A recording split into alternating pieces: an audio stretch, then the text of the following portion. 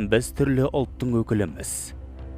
Қилы жолы бар түрлі тағдырдың иесіміз. Бірақ бізді біріктіретін мекен бар. Ол біздің туып өскен жеріміз. Ол біздің отанымыз. Менің Атанам Қазақстан Республикасы.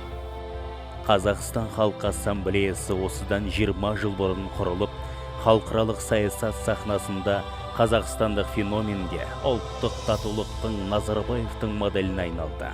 Ол Қазақстан жеріндегі түрлі этностарды бір шаңыраққа үйістірған қоғамдық саяси мәртебеге ие аса маңызды конституциялық орган.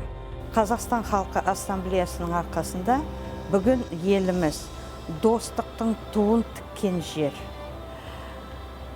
Көп ұлттар бір кісідей терін төккен жер. Прототипом ассамблеи может служить Қазақстан Халқы Ассамблеясының әрбір аспабының өз дауысы, өз тембрі бар симфониялық оркестрге теңеуге болады. Талантты дирижерлік басқаруымен бұл оркестрден біз қазақстандық бірліктің симфониясын тыңдаймыз. исполнение симфонии казахстанской дружбы.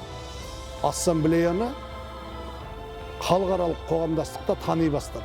Халықаралық қоғамдастық мойындай бастады. Қазір ассамблеяның тәжірибесін зерттеп оқып жатыр. Бұл қазақстандық жол, бұл қазақстандық модель, қазақстандық этносаралық, этностық тату-тәттілік қатынастық жаңа модель.